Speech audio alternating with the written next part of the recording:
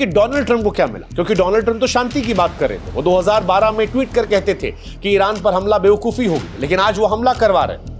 पाकिस्तान ने Nobel prize के लिए उनका नाम दिया था, लेकिन अब उनका कदम शांति दूत वाली छवि पर सवाल उठा रहा है। अमेरिका में भी उनके समर्थक बढ़ गए हैं। कोई कह रहे हैं कि भाई अमेरिका फर्स्ट की जगह, अमेरिका ग्रेट की जगह आप इजराइल ग्रेट पे क्यों चले गए।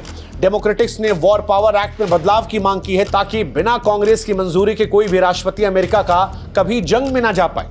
कुछ का यह कहना है कि इजराइल की खुफिया एजेंसी मोसाद ने डोनाल्ड ट्रंप को ब्लैकमेल भी किया है। शायद उनके पास एप्स्टीन फाइल्स के जरिए कुछ जानकारियां ऐसी हैं जो डोनाल्ड ट्रंप को परेशान कर सकती हैं। ये वही फाइल है जिसने दुनिया के तमाम दिग्गजों के राज खोले थे और उन्हें पूरी दुनिया के सामने एक्सपोज कर दिया था। इसके बारे में कभी और वीडियो बनाएंगे। लेकिन कुल मिलाकर कहानी यह है कि इजराइल जो चाहता था अमेरिका ने वो कर दिया। अब क्या ये ब्लैकमेलिंग में किया गया, क्या इजराइल ने उन्हें जंग में धकेला, या अमेरिका क्रेडिट चाहता था, या अमेरिका को भी डर था, ये सवाल बरकरार रहेंगे। सवाल ये भी कि डोनाल्ड ट्रंप अचानक से कैसे बदल गए, या डोनाल्ड ट्रंप यही है जिन पर आप कभी भरोसा नहीं कर सकते। वो जो कहते हैं, जो करते हैं, कई बार उनमें विरोधाभास होता है। इन सब के बीच सवाल ये भी कि अब दुनिया के बाकी देश किधर है, खासतौर पर खाड़ी देश, सऊदी अरब, यूएई, कुवैत, ये तमाम वो देश हैं जिन्होंने इजराइल हमले की निंदा की है। लेकिन अमेरिका से क्या वो लड़ाई लड़ेंगे, या अमेरिका के दबाव में वो चुप हो जाएंगे। बहरीन, जहां अमेरिकी नौसेना का बेस है, ईरान के निशाने पर है। टर्की और इराक जैसे देश ईरान के पक्ष में बयान दे रहे हैं, लेकिन सवाल यह है कि इन बयान के बाद क्या वो जंग में शामिल होंगे।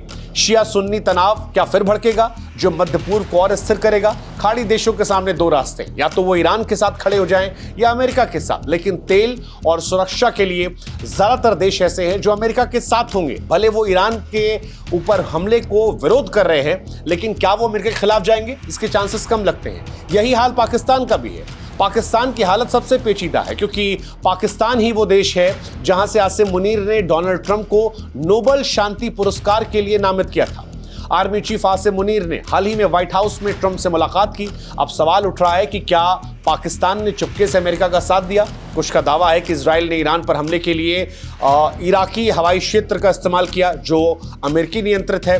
कुछ ये भी कह रहे हैं कि पाकिस्तानी एयरबेस का भी इस्तेमाल किया गया, पता नहीं, लेकिन शक की सुई घूम रही है। भारत से भी नेता जो हैं वो तंज कस रहे हैं और कह रहे हैं कि क्या आसिम मुनीर ने इसी के लिए ट्रंप से चाय पी थी, क्या इसी के लिए नोबेल प्राइज उनके लिए देने की बात कही थी।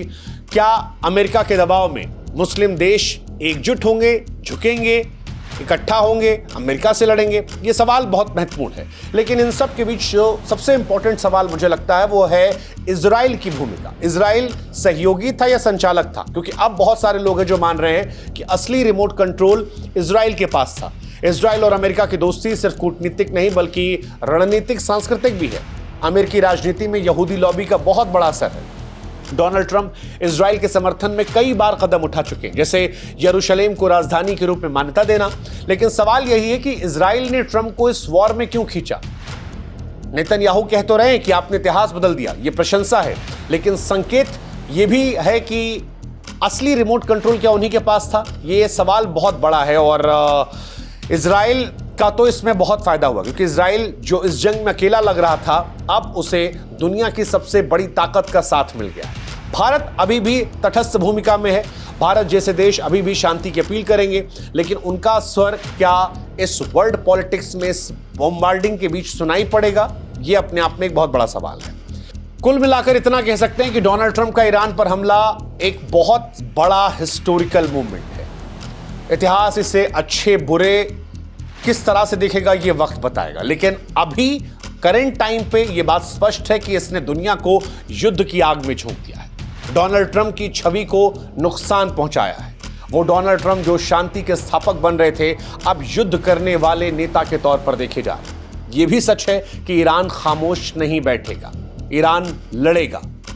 इसका असर दुनिया पर भी पड़ेगा, चाहे वो तेल की कीमतों के जरिए हो, वैश्विक अर्थव्यवस्था हो, और इसका असर भारत में भी हमारी जिंदगी पर पड़ेगा।